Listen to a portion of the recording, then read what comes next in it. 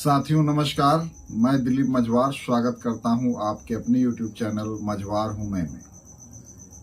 साथियों, इस समय सोशल मीडिया पर एक वीडियो आपने वायरल होते हुए देखा ही होगा, जिसमें एक नेताजी एक कार्यकर्ता को इसलिए डांट रहे हैं कि कार्यकर्ता ने उनसे सवाल कर दिया है और डांटते डांटते रौब में वह कुछ ऐसा कह गए जिससे वो स्वयं ही हंसी के पात्र बन गए। उन्होंने कहा कि फला फला के साथ तुमने मेरी फोटो नहीं देखी, जवान निकलवा दूंगा।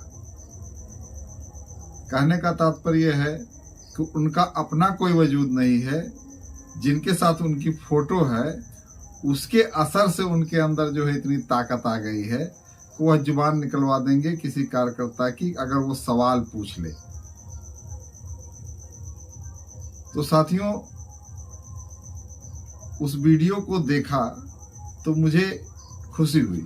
खुशी इस बात पर नहीं कि नेताजी गुस्से में आ गए, खुशी इस बात पर थी कि उस कार्यकर्ता ने सवाल किया। और यही हम अपने समाज में देखना चाहते थे कि लोग सवाल करना सीख जाएं।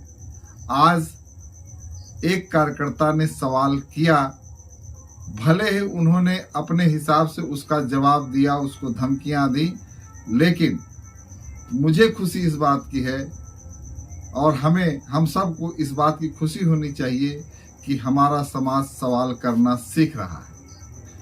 साथियों, इस पर टिप्पणी कई लोगों ने की। इस विषय में कार्यकर्ता की उसी सवाल को बढ़ाते हुए इस वीडियो के माध्यम से मैं आपको याद दिलाना चाहता हूं कि क्या आप तीतर की कहानी भूल गए? अगर भूल गए हो तो मैं याद दिलाना चाहता हूं कि एक बहेलिया होता है और उस बहेलिये के पास एक तीतर होता है। उस तीतर का प्रयोग बहेलिया उस तीतर के स्वजातियों को फंसाने के लिए उपयोग करता है। बहेलिया जाता है जंगल में, दाना फेंकता है, जाल बिछाता है और अपने पालतू तीतर को उसमें रख देता है और उसको कहता है कि बोल तित्रिका तित्रिका। पालतू तीतर बहेलिये के इशारे पर तित्रिका तित्रिका की आवाज लगाने लगता है। उसके स्वजाति तीतर इकट्ठे हो जाते हैं कि कोई भाई आया है, और जब सभी लोग इकट्ठे होकर दाना चुगने लगते हैं तो सभी जाल में फंस जाते हैं। बहेलिया अपने पालतू तीतर को जाल में से निकालकर एक पिंजड़े में बंद कर लेता है और बाकी तीतरों का मनचाहा उपयोग करता है, बेच देता है, काट डालता है और उनका व्यापार करता है। ऐसे तीतरों का, ऐसे पालतू तीतरों का बहिष्कार होना चाहिए। यह कहानी कभी तथाकथित गॉडफादर ऑफ फिशरमैन सुनाया करते थे। समाज उनके बहकावे में आया, उनके पीछे लामबंद होता चला गया। उन्होंने समाज को एक विचार दिया था कि अपनी टोपी, अपना झंडा, अपनी पार्टी, अपनी ताकत। लोगों को यह विचार पसंद आया, लोग उनके पीछे लामबंद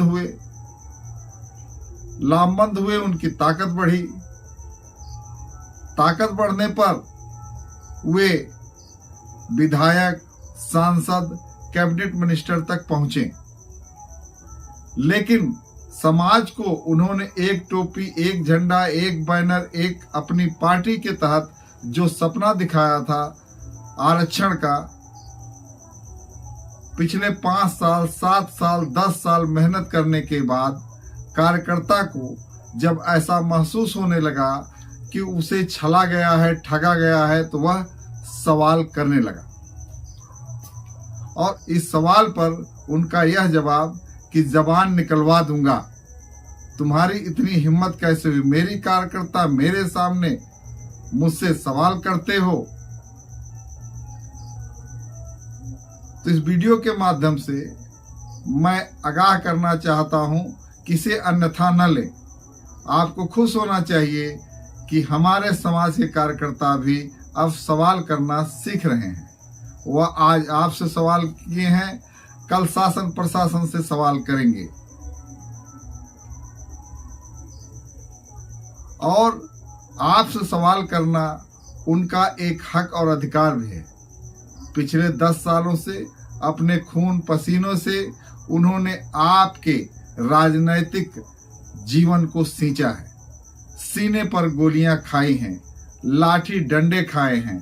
तो सवाल करने किससे जाएं? और सवाल को सिलसिलेवार ढंग से अगर पूछने के लिए रख दिया जाए तो शायद हमारे स्वयंभू नेताओं को इसका कोई जवाब नहीं सूझेगा। फिर भी सवाल तो बनता है। पहला सवाल तो यही बनता है कि मझवार, गोंड, तुरैया की समनामी जातियों को अनुसूचित जात का प्रमाण पत्र अब तक क्यों नहीं मिला? दूसरा सवाल, मझवार, गोंड, तुरैया के समनामी जातियों को पिछड़े वर्ग की सूची से आप विलोपित क्यों नहीं कर पाए? क्योंकि आप सत्ता सरकार में एक भागीदार हैं और इस वक्त केंद्र और राज्य दोनों जगहों पर आपके सहयोगी दल की ही सरकार है। तब तो ये बहुत ही आसान मसला है। तीसरा सवाल, केवट, मल्लाह, माझी, मुजाबिर, गोंड, राजगोंड, तुरहा, तुरहा, धीमर, गुड़िया, कहार, रैकवार को परिभाषित करवाने के लिए अब तक आपने क्या किया है? चौथा सवाल, मछुआ कल्याण कोष के तहत आपने मछुआ समुदाय के किन किन जातियों को क्या क्या कल्याण किया है? पांचवा सवाल, निषाद राज आवास योजना के तहत कितने मछुआ समुदाय के लोगों को मछुआ आवास या निषाद राज आवास प्रदान करने की कोशिश की है? छठा सवाल, मछुआ समुदाय के कितने नौजवानों को रोजी रोजगार से जोड़ने के लिए आपने प्रयास किया है? सातवां सवाल, मझवार, गोंड, तुरैया समुदाय के कितने व्यक्तियों को आपने राजनीतिक प्रतिनिधित्व दिलवाने का प्रयास किया है? इस तरह के तमाम सवाल अपने आप खड़े हो जाएंगे और सवाल पूछना लाजमी है, क्योंकि सवाल समाज आपसे पूछेगा ही जब आप समाज के बीच में उतरेंगे। और इन सवालों पर आपको भड़कना नहीं चाहिए, गुस्सा नहीं होना चाहिए। आपको खुश होना चाहिए कि हमारा समाज सवाल करना सीख रहा है। आज आपसे सवाल कर रहा है, कल को शासन प्रशासन सत्ता से भी सवाल पूछेगा कि हमको पिछले 70-75 सालों से क्यों मूर्ख बनाया जा रहा है, क्यों नहीं हमको अपने हक हिस्से की रोटी, हक हिस्से का अधिकार दिया जा रहा है।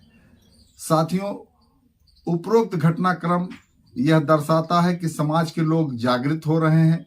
अपने बुद्धि विवेक का प्रयोग करके अब वह निर्णय लेने में सक्षम होने लगे हैं और ऐसे स्वयंभू गॉडफादर और तमाम ऐसे स्वयंभू नेताओं के माया जाल से बच निकलने में कामयाब होंगे। और ऐसे स्वयंभू नेताओं को इसलिए गुस्सा नहीं होना चाहिए कि ये नेता समाज से बने हैं, ना कि समाज इनसे बना है। समाज ने इनको नेता बनाया है। समाज इनके पीछे लामबंद हुआ तो इनकी पूछ बढ़ी।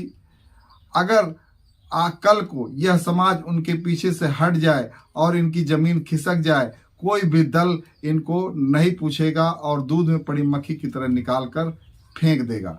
जय हिंद, जय मझवार।